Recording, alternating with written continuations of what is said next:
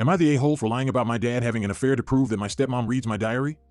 I am a 16-year-old girl dealing with a stepmom, Ariel, around 40F, who frequently behaves immaturely and makes offensive and bigoted comments. She has a habit of reading my diary without my permission, despite my repeated attempts to stop her.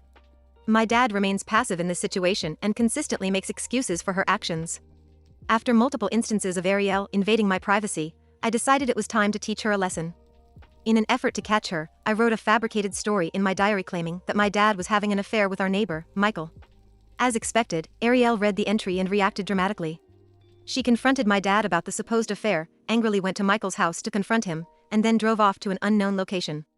My family on my mom's side found the situation amusing and believed that I had taught Ariel a much-needed lesson about respecting privacy and not being nosy.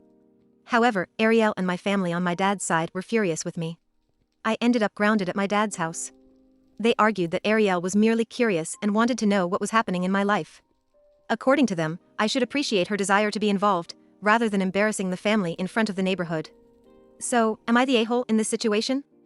Opinions. User 1, in my opinion, you are most definitely NTA, not the a-hole. This situation is a perfect example of poetic justice.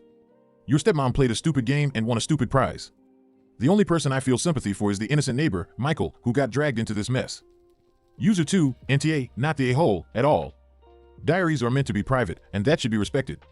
The argument that Ariel is just curious and wants to know what's going on in your life is absurd.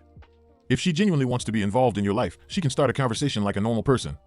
Your father and his family are gross for taking Ariel's side on this issue. User 3, ESH, everyone sucks here.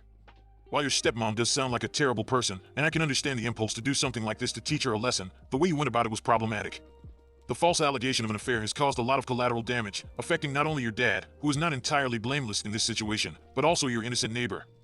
In the future, it might be better to find a less destructive way to address the issue.